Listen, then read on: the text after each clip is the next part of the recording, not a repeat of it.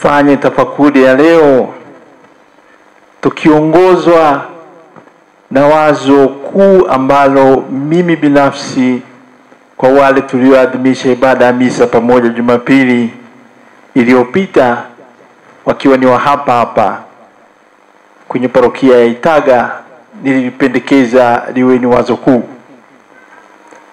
wazo la shukrani. Nianze nikiwashukuru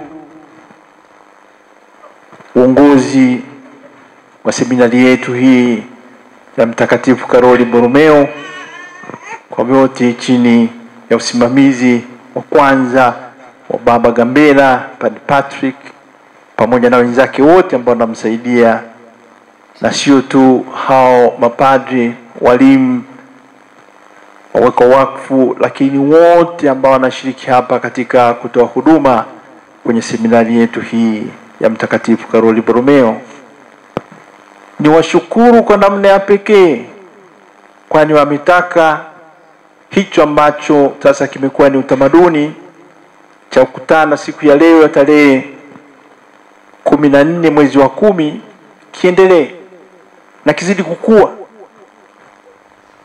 na kizidi kuwa na manufaa na faida, kwa sababu ya kitu kimoja ambacho na chenyewe kwa leo ndo nataka kitawale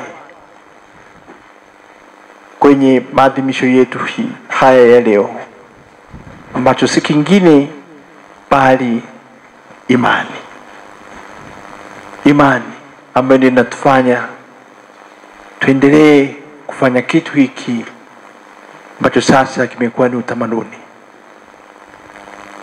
Niwashukuru kwa namna ya pekee nyinyi nyote akina mama mliofika hapa kutoka pande zote mbalimbali za jimbo letu kuu la Tabora, na akina baba ambao wapo najua waliowasindikiza, waliopata nafasi hiyo. Wao wana fursa ya kwao, wana muda wa kwao, lakini kuna wengine wampenda vile vile kwamba hata leo wawe nanyi katika siku hii maalum hii mnapokuja hapa.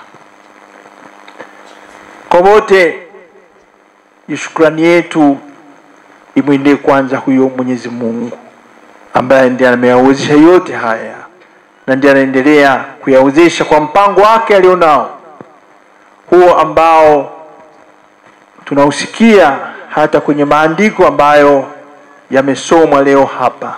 Hilo somo la kwanza kutoka katika waraka huo wa Paulo kwa Warumi unaliweka wazi mpango wake wa Mungu wa kutaka kutukomboa sisi, ukombozi wake ili mradi tu sisi tunakuwa tayari kuwa na hicho ambacho ndo nisema lazima tumshukuru, kwa sababu na sisi katupatia, na sisi tumekumbatia, na ndo hicho kinatupa nguvu, imani.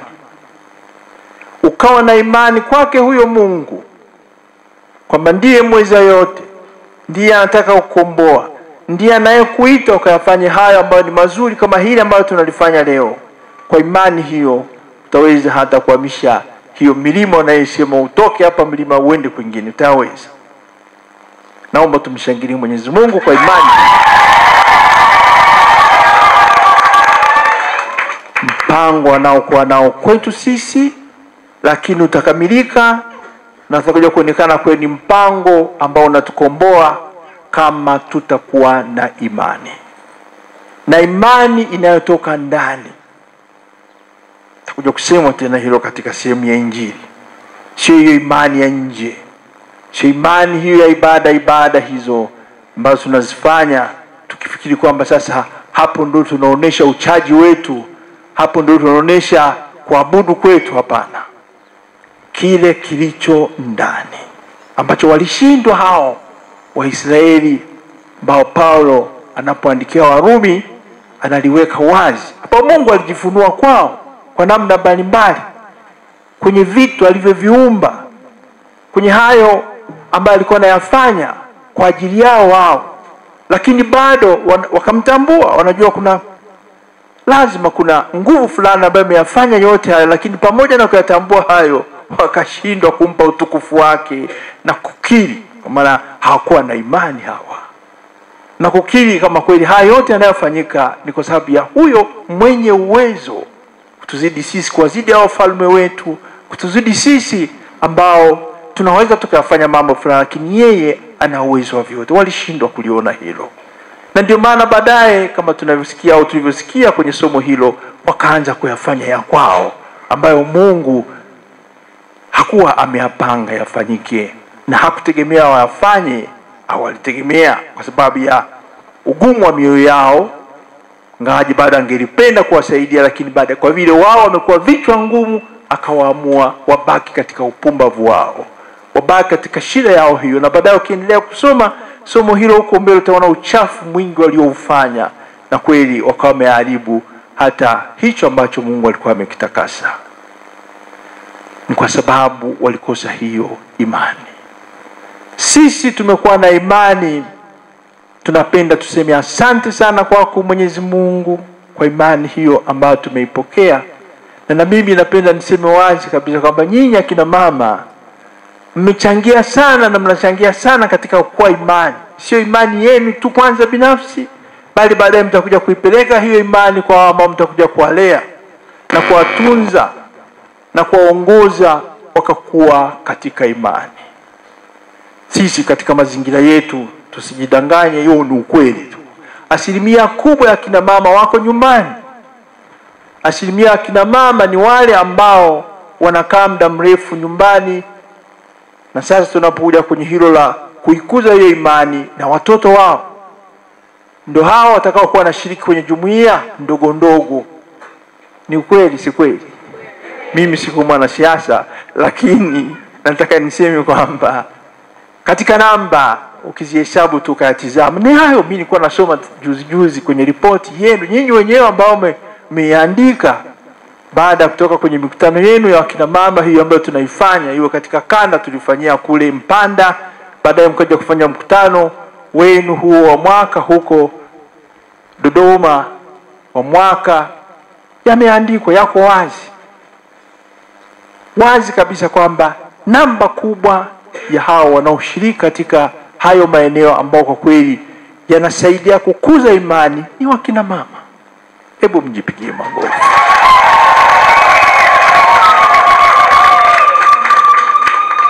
Kuna mmoja hapo sitaki kumsema ambaye si mama, lakini na yeye anashiriki vizuri, anachangia. Sasa imani hiyo ndio imetufanya tuje hapa. Katika sehemu ya Injili tuliyoisikia kuna huyo Mfarisayo ambaye yeye ana upendo wake huo, anamkaribisha Bwana wetu Yesu Kristo baki kuona kuyaona yale ambayo alikuwa anayafanya. Kwa huo upendo wake sasa, sijui ni wa juu au imani yake ambayo ni ya juu ambayo imefungwa na hizo taratibu za Kiyahudi ambazo ilibidi wazifuate, iwe ni kwenye ibada au ni kokote kule ambako wanakuweko kama wao, kama ni hao waamini. Basi anamkaribisha Bwana wetu Yesu Kristo. Anashtuka akimuona Bwana Yesu Kristo anaenda kukaa mezani bila kunawa, sababu katika tamaduni zao na hasa katika ibada zao, sasa unaingia na hata kwenye kula lazima unawe. Anashangaa, lakini Bwana wetu Yesu Kristo atakuja kumjibu kwa namna ya pekee kabisa, ambayo kwetu naomba tufahamu kabisa kwamba hilo ndilo tunapaswa kuwa nalo hata sisi, kwa yote yale ambayo tunayafanya, ambayo tunafikiri kwamba tunapoyafanya ni kwa sababu ni imani hiyo ambayo inatuvuta na inatusukuma tuyafanye. Sio yale ya nje, hayo ya ibada hizo tunazozifanya hapa, ya kwenda kanisani kusali tangu asubuhi mpaka jioni, piga magoti mpaka akachubuka, ukafikiri kwamba sasa hapo ndio unamwamini Mungu au una imani. Inawezekana unayafanya hayo kwa sababu kuna kitu fulani kinakusukuma. Kama siku moja mmoja wa wachungaji alisema, mama mmoja, sio nyinyi mama mmoja ambaye kila siku yuko kanisani pale, kifungua mlango tu asubuhi ndio yeye wa kwanza, kifunga mlango ndio wa mwisho kuondoka. Sasa siku moja akamuuliza, lakini wewe mbona kila siku uko hapo, uko nyumbani vipi? Sema mimi naogopa kwenda nyumbani kwa sababu nikienda nyumbani huko tunapigana kila siku na mume wangu. Anakuja kanisani tangu asubuhi mpaka jioni. Sasa utamsema huyu ana imani au hana imani? Mimi hilo sijui. Lakini nikutaka kukueleza tu kwamba kuna matendo mengine mengi tutayafanya. Yataonekana ni matendo ya imani, ni matendo ya uchaji, lakini utabaki na alama kubwa ya kuuliza. Hilo Yesu hakulitaka. Ndiye anaambia nyinyi mnaosha vikombe vyenu huko juu juu na sahani zenu, lakini kule ndani. Maswali nakuja hapo, imani yetu iko namna gani? Hao tunayafanya kwa sababu tutimize mradi, ni sheria inasema hivyo. Sheria zipo tunazifahamu, amri za Mungu tunazifahamu, sheria za kanisa tunazifahamu. Tuzifuate hizo tu, au ni kwa sababu kuna kitu kutoka ndani ambacho kinanisukuma niyafanye hayo? Upendo wa pekee ambao unatokana na imani hiyo ambayo iko rohoni. Naamini kabisa kwamba hiki nakifanya mimi kwa sababu Mungu wangu huyu aliniweka hapa, akanipa na bahati hiyo ambayo kwayo namshukuru, akanipa imani hiyo. Huyo ndio mimi nafanya haya ni kwa sababu yake. Nakaa na mwelekeo huo au msimamo huo, naamini ndio anasema utaitoa hata hiyo sadaka ya ndani, na hiyo sadaka ya ndani itakuwa imesafisha kila kitu. Ndugu zangu, nyinyi leo mmekuja kutoa sadaka zenu. Naamini kabisa hizo sadaka mlikokuja kuzitoa, mnazitoa ni kwa sababu kutoka ndani mnataka muifanye hiyo kazi, mchangie katika kazi hiyo ya kuwatayarisha hao ambao kesho kutwa watakuja kuwa wachungaji, na kama Paulo bila aibu, bila woga, wakainjilishe, wakatangaze hiyo imani kwa wengine. Na wasipoweza kama padri, kama tunavyosema kwenye mota yetu hiyo, kwamba basi waishi wakiwa naamini wa Kristo wazuri, na waweze kwa namna hiyo, kwa kuishi kwao watu wavutike, na waweze na wafuate, na wawe na imani, na waamini, wakiishi maadili ya Kristo kama wanavyoona hao wanafanya, kwa sababu liyapata hayo katika hayo malezi waliyopata hapa, ambayo na nyinyi mmechangia kwa namna yenu. Ndugu zangu, tukue katika imani, na yote tuyafanye tukiongozwa na imani, na kweli Mwenyezi Mungu atatukuzwa na jina lake litatukuzwa. Hatutakuja kulaumiwa kama hao wengine ambao waliyaona hayo mazuri yote, lakini hawakuweza kukiri kwamba kweli huyu ni Mungu ndiye ameyafanya hayo. Sisi tuyajue kwamba tunayafanya ni kwa sababu ni Mungu anatuwezesha kuyafanya hayo, na tumtafute zaidi na zaidi kwamba yeye ndiye atawale mioyoni mwetu, na yote tutakayofanya iwe ni kwa sababu yake, sio kwa sababu Rugambwa ananiona askofu mkuu, au Patrick ananiona baba Gambera wa hapa, au kwa sababu padri fulani ananiona au mama fulani ananiona ndio niyafanye. Hapana, ni kwa sababu mimi ninashawishika na naamini kabisa kwamba hii ni wajibu wangu, lazima niufanye, na kweli ulimwengu tutaubadili. Nyinyi wakina mama mtaubadili ulimwengu, na sisi akina baba tutaubadili ulimwengu, iwapo tutaongozwa na hayo ya imani kuu kama hiyo ambayo Bwana Yesu Kristo anataka tuwe nayo, ya kutoka ndani kwenye roho, na ije isafishe vyote, na hivyo sadaka yetu iweze kukubalika. Tumsifu Yesu Kristo.